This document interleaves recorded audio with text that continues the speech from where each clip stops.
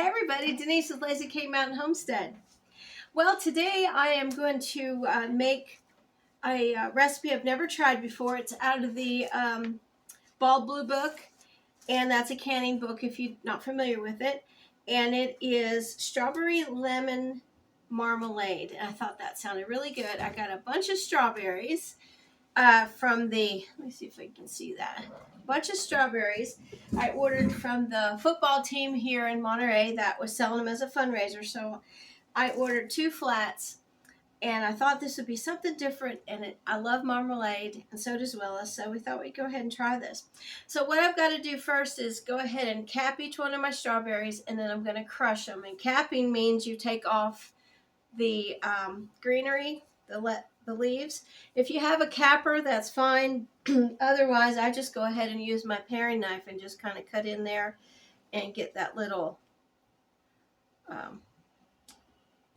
hard piece that the leaves were attached to right there. And you just take that out. And then I'm going to put them in a bowl, and I'm going to use my food processor, and I'm going to crush them that way. If you don't have a food processor, you can just crush them with a potato masher or something like that. That would work fine too. And with the lemon, we're going to slice this lemon really thin. It's already washed. You want to make sure that you've washed it really well. And we're going to use 1 tablespoon of lemon juice from this as well.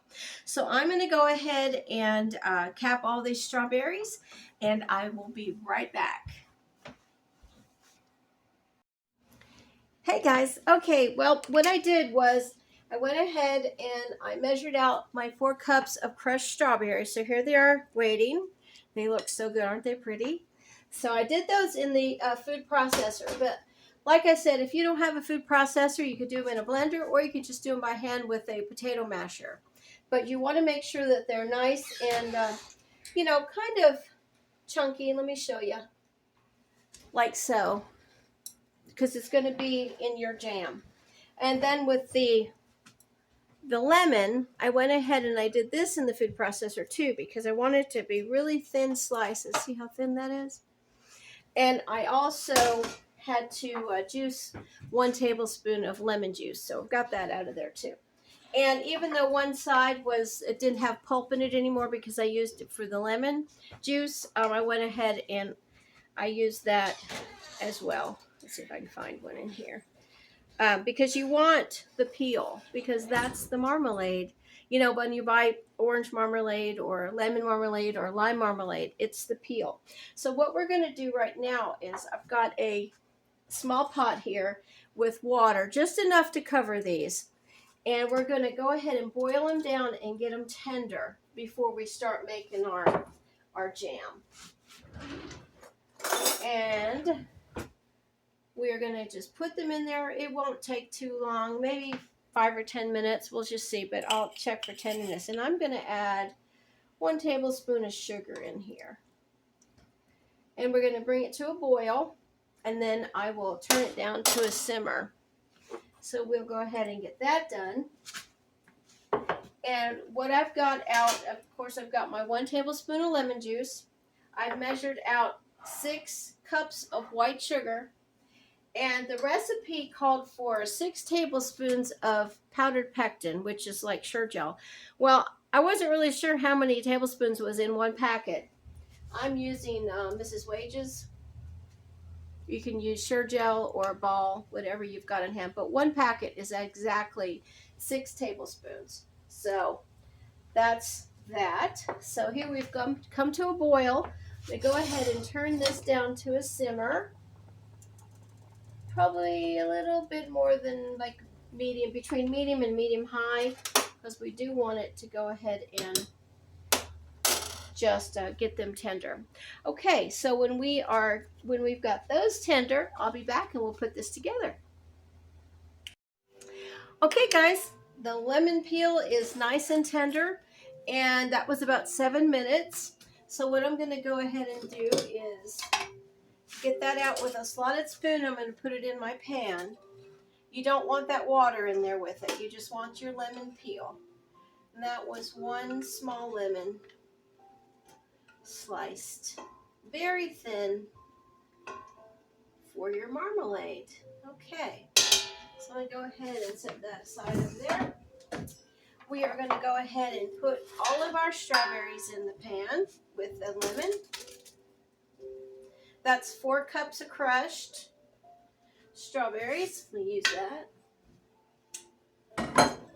We're going to put our 1 tablespoon of lemon juice. And then we are going to go ahead and put the whole pack or 6 tablespoons of pectin in there. And let me bring you a little bit closer here so you can see what I'm doing. And there we go.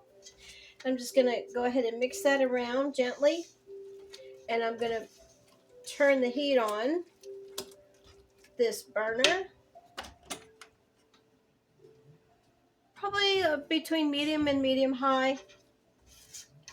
And what we're going to do is we're just going to watch this so it doesn't scorch, because this is just all fruit and that 1 tablespoon of the lemon juice. And we are going to bring this to a boil. We're going to put that there so it doesn't. And so when we bring that to a rolling boil, then we will add our 6 cups of white sugar. And then we'll do that all over again, bring it to a boil and let it cook for 1 minute.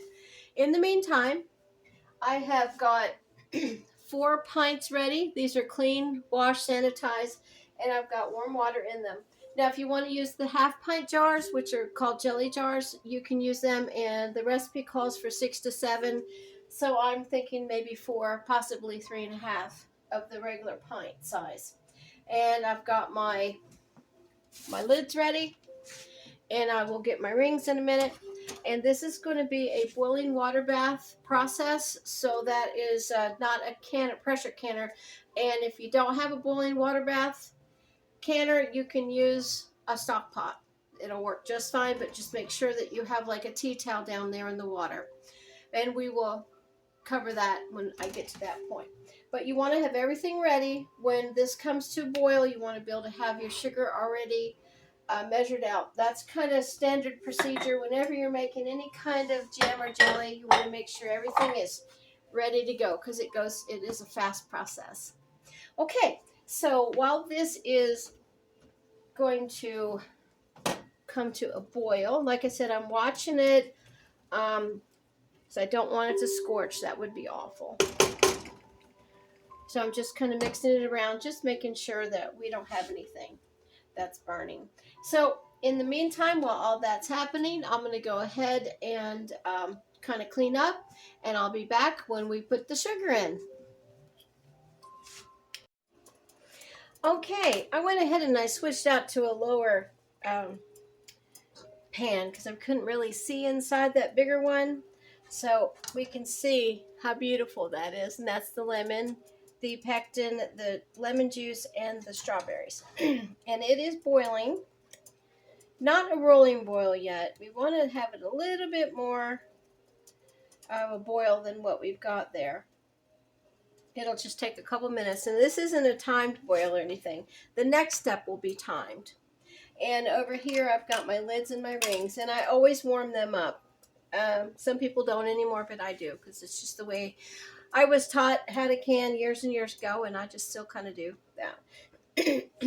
So we're getting some foam on here, and that's fine, because that is a good sign that we are almost to the point where, yep, we're coming to a rolling boil. All right, I'm going to go ahead and call that a rolling boil. I'm going to go ahead and put my 6 cups of white sugar inside there.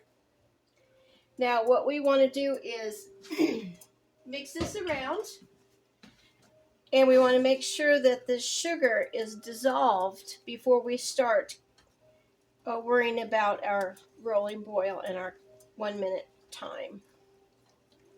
But I will tell you, when you do get to the point where you're timing this, that 1 minute is critical with any kind of jams or jellies. Because if you go over,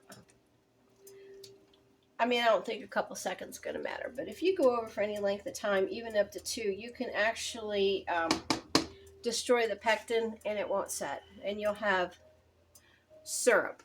So, and I've done that before. I mean, I don't know anybody that can't say they've made a mistake doing that. Time gets away from you. So, but you can see how glossy this is now. Isn't that pretty? That's what the sugar does. So nice. Wow.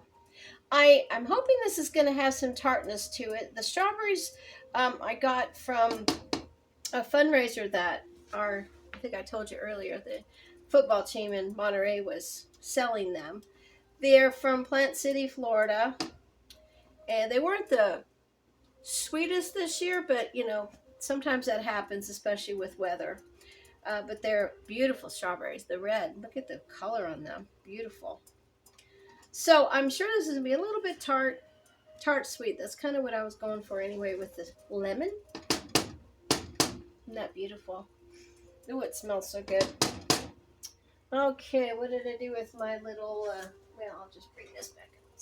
I hate setting dirty utensils on the counter. I don't know, it's probably just one of my weirdness about me. I'm going to turn that off. I've got my boiling water bath canner right over here. Let me go ahead and show you that. This is a boiling water bath canner. It's not a pressure canner. I've got water in there. I've got it simmering. But like I said, if you don't have that, you want a stock pot where it's going to be able to cover your jars with at least 1 inch of water. So that other, let's see if you can see it back here. This other stock pot that I had that I went ahead and transferred that in, this would be perfect with a lid to use for a boiling water bath. And I want to see what this tastes like while we're waiting for it to come to a boil. I don't want that big piece of lemon. Oh boy, that's yummy. I couldn't wait. You can definitely taste the lemon. And it is tart sweet. That's yummy. So I've got this on medium high. Turn it up just a tad bit more. You don't want it to be too high where it scorches right away. But as soon as we, because you don't want to scorch it all, as soon as we get to a rolling boil, we're going to count 1 minute and then we're going to remove it from heat and then we'll ladle it into our jars. So when we get to that point, I will be back. Okay guys, we are back and I am timing this for 1 minute. It got really foamy and I just stirred it down, but it's still coming, it's still boiling. I'm stirring it because I don't want it to scorch. For some reason, me and strawberries don't get along that well. Even though I love them, they always seem to scorch, so that's why I'm just... I've got the Google timer set.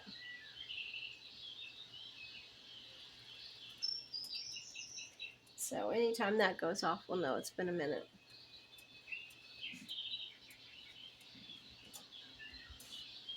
Let's see. Okay, we are at 1 minute. I'm going to go ahead and remove it from the heat. You can see how nice and boiling it is. Let me back that up just a minute. You can see that. Remove it from heat. And there is foam on top of that. Now, if you want to skim the foam off, you can. You can also put 1 little teaspoon of butter in there. That will help minimize the foam. It's up to you. Everything like that is... sorry about that. That was a timer. Is perfectly fine. And I went ahead and moved my boiling water bath canner over here. And you can see it's nice and hot. Now, remember when you're canning, you want everything to be the same temperature as close as possible. So hot to hot, cold to cold. This is going to be hot to hot. Okay, I'm just going to go ahead and pour my water in here that was in my jars. Like so.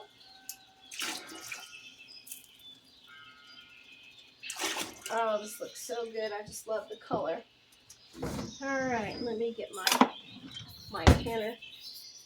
Funnel is really important because you won't make such a mess. I've made messes before. Okay, let's see here.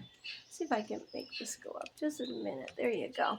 Okay, so we're just going to go ahead and ladle this right into our jars. And you want to leave a 1/4 inch or 1/4 inch headspace, and that allows for the canning process, expansion and contraction. Okay, that looks good. Wow, that is so pretty. I just love the color. Oh, I love, today is the end of February. It happens to be my birthday. And we had a baby goat born last night on Willis's birthday. Our birthdays are back to back. So we've had a really special time with our birthdays and the goats, and now we're able to can. And it just kind of makes things so wonderful when you can start doing stuff like that. At least for me, it brings life back into you. I like winter, but I'm not a real winter person. Sometimes it can be depressing. And yes, I did lick my finger. Well, it looks like I'm going to have a little bit more than 4 pints. That's great. I'll have to go get another one. Okay. So with the birth of the baby goat, that's life on the farm. Then we've got these strawberries, which is awesome. That just makes me feel so good about things. Okay, what we're going to do now is we're going to take a wet cloth or paper towel. This was clean. I just had it wet already. And you're going to wipe around each one of your jars, just like when you're normal canning, the rims and around where the grooves are. Making sure that there's no stickiness. You see that? And that just makes sure that it'll seal better. And everything's hot to make sure you don't burn yourself, because this is molten lava. Okay, we'll go ahead and get our lids out. You put one lid on each one of these.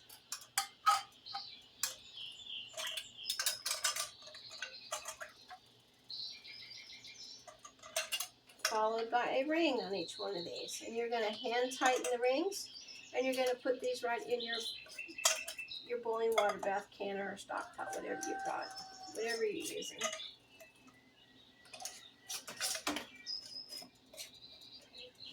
Let's grab another tea towel because these are pretty hot. Look at the color on that. Isn't that gorgeous? Wow. And I'm just going to go ahead and sit them in here, and we'll probably need to add a little bit more water, because you want 1 inch over your jars. Okay. So I'll be back in a minute. Okay, I'm going to back this up so you can see. I've got my jars in here, and this actually made 5 pints. So, and it says 7 half pints. So if you're using half pints, I'd have 8 on hand just in case, because it did make a lot. Now, I don't know if you can see in here, but there's some space. And what I like to do is just put some empty jars, no rings, nothing, and just kind of fill them up with water and let them go down in there. And what that does is fills the void, you know, so they don't fall down or anything when they're canning. Okay, got that. This is very hot. I turned it back on high. I'm going to go ahead and let it come to a rolling boil, and then I'll put my lid on, or you can put your lid on before. It's up to you. Sometimes when you put a lid on, it boils faster. But I like to watch it. So when this comes to a rolling boil, I can't say that today, you're going to want to time this pints for 20 minutes. If you're doing half pints, you want 10 minutes. So I'll be back when it's time to time this, and we will have some strawberry lemon marmalade. All right, guys, this is a full rolling boil. And I went ahead and I turned it down to medium high. It'll keep it simmering, boiling, rolling, and I'm going to put my lid on, and I'm going to time this for 20 minutes. And then we will let it sit. We'll turn off the heat, let it sit for about 10 minutes. That's what I like to do with jam. And I've got 2 tea towels covering my counter here. And you want to make sure that you got it nice and padded, because that gives a little insulation for the heat in your countertop. So when we are finished with that, I'll be back and show you the finished product. Okay, we have let it boil for the 20 minutes and I let it cool for 10. So I'm going to go ahead and gently bring these out. Now, if you were in the summertime and it had the air condition on, you'd want to turn your air condition off for about 15, 20 minutes, even a half hour, just to kind of get the air a little bit warmer because you're bringing out this hot into there. So, anyways, here we go. Oh, there's beautiful. Let me go ahead and, yes, you actually see what I've got here. Boy, this is so pretty.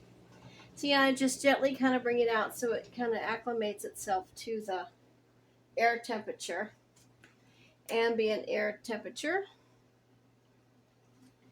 And we're going to let this cool on these tea towels here for at least 12 hours to overnight.